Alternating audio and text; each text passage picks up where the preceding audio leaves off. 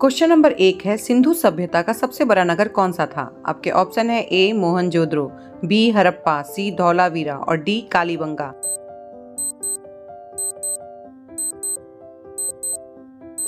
आपका सही जवाब होगा ऑप्शन ए मोहनजोदड़ो। क्वेश्चन नंबर 2 है, मोहनजोदड़ो का अर्थ क्या है? आपके ऑप्शन है ए मृतकों का टीला, बी देवताओं का नगर, सी व्यापारिक केंद्र और डी मिट्टी का नगर।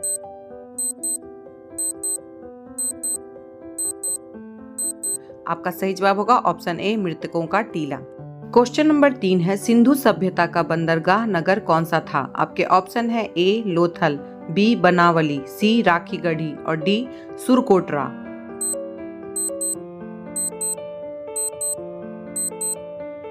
आपका सही जवाब होगा ऑप्शन ए लोथल। क्वेश्चन नंबर 4 है, सिंधु सभ्यता की लिपि कैसी थी? आपके ऑप्शन है ए ब्राह्मी, बी देवनागरी, सी चित्रात्मक और डी संस्कृत।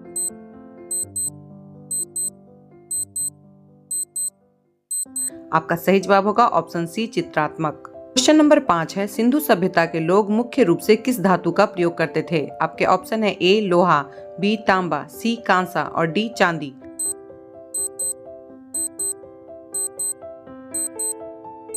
आपका सही जवाब होगा ऑप्शन सी कांसा। क्वेश्चन नंबर 6 है, ऋग्वेद में कितने मंडल हैं? आपके ऑप्शन है ए 8, बी 9, सी 10, डी 12।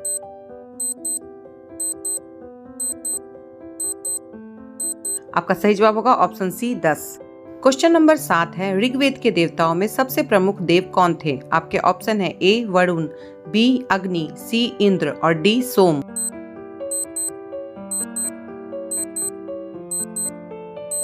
आपका सही जवाब होगा option C Indra. Question number 8 है, वैदिक काल में सभा और समिति क्या थी? आपके ऑप्शन है ए धार्मिक संस्थाएं, बी आर्थिक संस्था, सी राजनीतिक सभा और डी न्यायालय।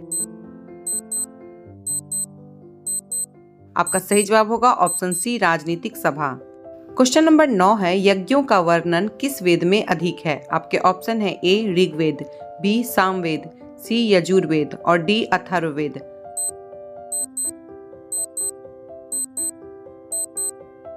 आपका सही जवाब होगा option C Yajurveda. Question number 10 है, अथर्ववेद मुख्यतः किससे संबंधित है? आपके ऑप्शन है ए युद्ध, बी मंत्र और यज्ञ, सी रोग और तंत्र मंत्र और डी संगीत।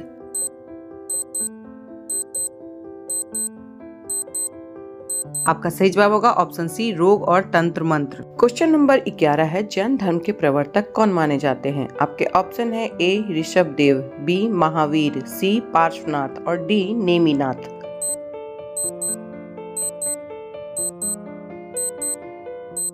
आपका सही जवाब होगा ऑप्शन ए ऋषभदेव। क्वेश्चन नंबर 12 है, महावीर का जन्म किस गणराज्य में हुआ था? आपके ऑप्शन है A Magadh, B Vaishali, C Kushinagar और डी राजगिरी।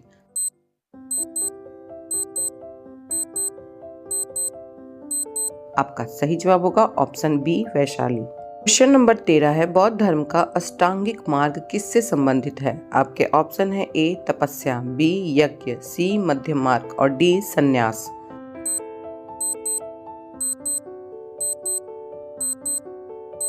आपका सही जवाब होगा ऑप्शन सी मध्यम मार्ग।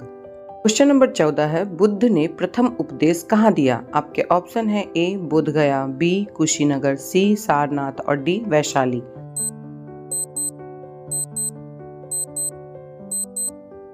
आपका सही जवाब होगा option C Sarnath. Question number 15 है, त्रिपिटक किस धर्म का ग्रंथ है? आपके ऑप्शन है ए हिंदू, बी जैन, सी बौद्ध और डी शैव।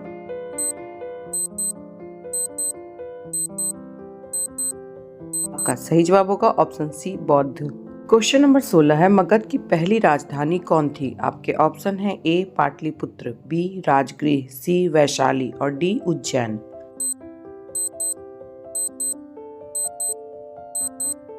आपका सही जवाब होगा option B Rajgriha. Question number 17 है, हर्यक वंश का संस्थापक कौन था? आपके ऑप्शन है ए बिंबिसार, बी अजातशत्रु, सी महापद्मनंद और डी शिशुनाथ।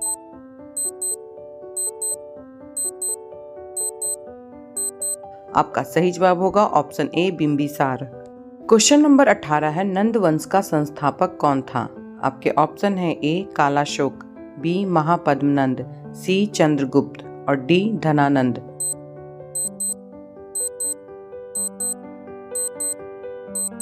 आपका सही जवाब होगा option B Mahapadmananda. Question number 19 है, चंद्रगुप्त मौर्य का गुरु कौन था? आपके ऑप्शन है A Panini, B Patanjali, C Chanakya और डी अश्वघोष।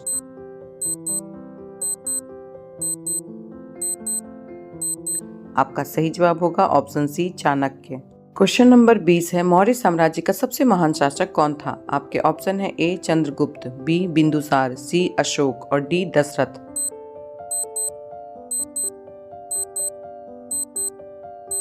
आपका सही जवाब होगा option C Ashoka. Question number 21 है, अशोक ने किस युद्ध के बाद अहिंसा अपनाई? आपके ऑप्शन है ए गांधार युद्ध, बी कलिंग युद्ध, सी मगध युद्ध और डी अवंती युद्ध।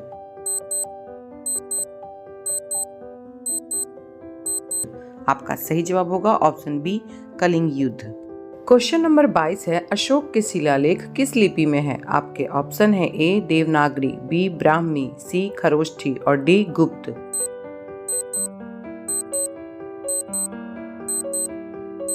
आपका सही जवाब होगा option B Brahmi. Question number 23 है, अशोक के धम्म का मुख्य सिद्धांत क्या था? आपके ऑप्शन है ए यज्ञ, बी अहिंसा, सी युद्ध और डी कर।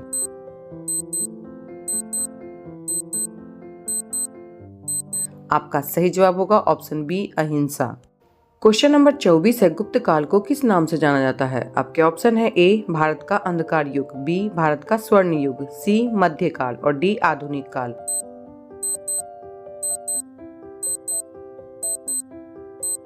आपका सही जवाब होगा ऑप्शन बी भारत का स्वर्ण युग। क्वेश्चन नंबर 25 है, गुप्त काल में प्रसिद्ध विश्वविद्यालय कौन सा था? आपके ऑप्शन है A Taxila, B Nalanda, C Vikramashila और डी वल्लभी।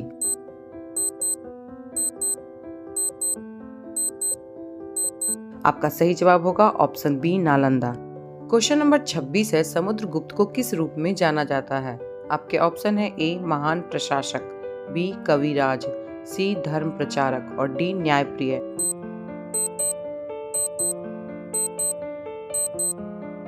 आपका सही जवाब होगा option B Kaviraj. Question number 27 है, प्रयाग प्रशस्ति किसने लिखी? आपके ऑप्शन है A Kalidasa, B Harisena, C Banabhatta और डी विशाख दत्त।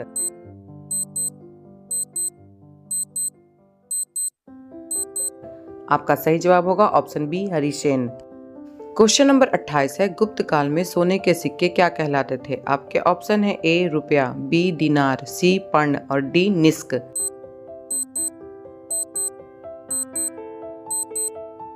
आपका सही जवाब होगा ऑप्शन बी दिनार। क्वेश्चन नंबर 29 है, कालिदास किस काल के कवि थे? आपके ऑप्शन है ए मौर्य, बी गुप्त, सी हर्ष और डी पाल।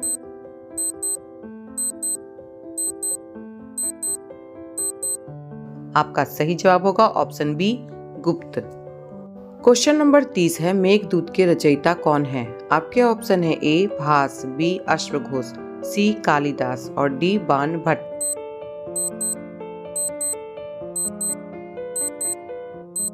आपका सही जवाब होगा option C Kalidasa. Question number 31 है, हर्षवर्धन की राजधानी थी? आपके ऑप्शन है A Kannauj, B Thanesar, C Ujjain और डी मथुरा।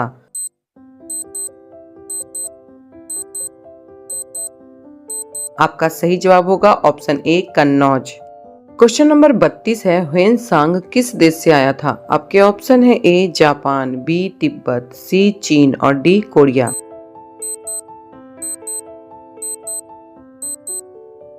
आपका सही जवाब होगा ऑप्शन सी चीन। क्वेश्चन नंबर 33 है, हर्षचरित की रचना किसने की? आपके ऑप्शन है A Kalidasa, B Banabhatta, C Hiuen Tsang और डी मयूर।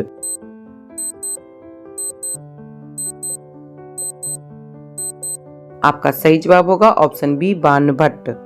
क्वेश्चन नंबर 34 है, प्राचीन भारत में कर संग्रह कौन करता था? आपके ऑप्शन है ए सभा, बी समिति, सी समाहर्ता और डी ग्रामीण।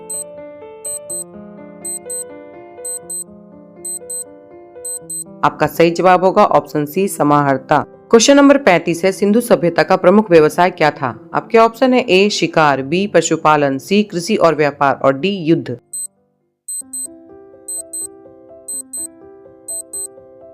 आपका सही जवाब होगा ऑप्शन सी कृषि और व्यापार। क्वेश्चन नंबर 36 है, तक्षशिला किस विषय के लिए प्रसिद्ध था? आपके ऑप्शन है ए चिकित्सा, बी शिल्प, सी शिक्षा और डी ज्योतिष।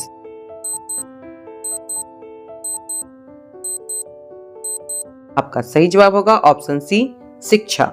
क्वेश्चन नंबर 37 है, आर्यों का मुख्य व्यवसाय क्या था? आपके ऑप्शन है ए व्यापार, बी कृषि, सी पशुपालन और डी उद्योग।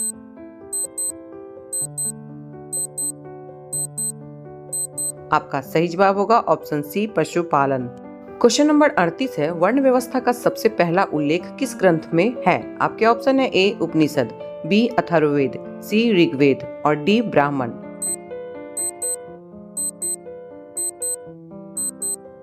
आपका सही जवाब होगा option C Rigveda. Question number 39 है, अशोक का राज चिन्ह क्या था? आपके ऑप्शन है ए सिंह, बी हाथी, सी अशोक स्तंभ और डी चक्र।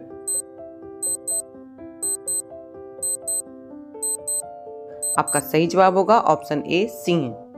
क्वेश्चन नंबर 40 है, अशोक स्तंभ का राष्ट्रीय चिन्ह कब बना? आपके ऑप्शन है ए 1947, बी 1950, सी 1952 और डी 1960।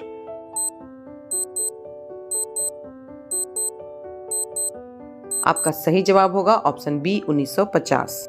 क्वेश्चन नंबर 41 है, प्राचीन भारत में नगर का प्रशासन कौन करता था?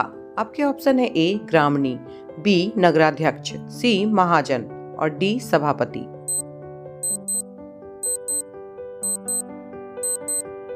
आपका सही जवाब होगा ऑप्शन बी नगराध्यक्ष। क्वेश्चन नंबर 42 है, महाजनपदों की संख्या कितनी थी? आपके ऑप्शन है ए 12, बी 14, सी 16 और डी 18।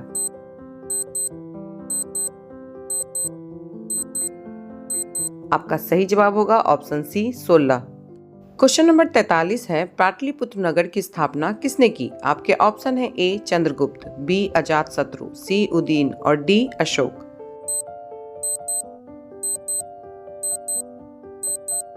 आपका सही जवाब होगा option C Udayana. Question number 44 है, प्राचीन भारत में पंचायती व्यवस्था को क्या कहा जाता था? आपके ऑप्शन है ए सभा, बी परिषद, सी गण और डी ग्राम सभा।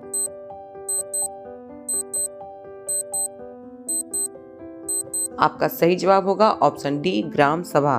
क्वेश्चन नंबर 45 है, भारत का पहला साम्राज्य किसका माना जाता है? आपके ऑप्शन है ए मौर्य, बी नंद, सी गुप्त और डी मगध।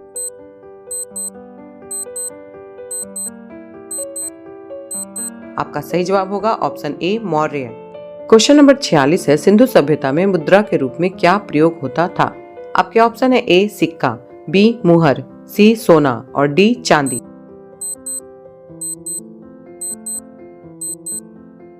आपका सही जवाब होगा ऑप्शन बी मुहर। क्वेश्चन नंबर 47 है, वैदिक काल में शिक्षा का माध्यम क्या था? आपके ऑप्शन है ए पुस्तक, बी गुरुकुल, सी विश्वविद्यालय और डी मंदिर।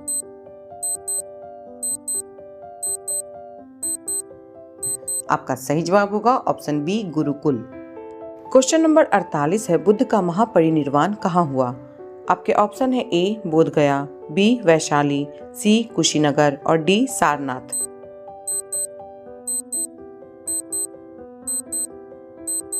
आपका सही जवाब होगा option C Kushinagar. Question number 49 है, प्राचीन भारत में न्याय का सर्वोच्च अधिकारी कौन था? आपके ऑप्शन है ए पुरोहित, बी राजा, सी सभा और डी मंत्री।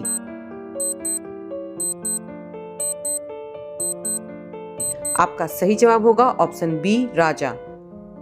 क्वेश्चन नंबर 50 है, संस्कृत भाषा का व्याकरण किसने लिखा? आपके ऑप्शन है ए पतंजलि, बी पाणिनि, सी यास्क और डी वराह मिहिर।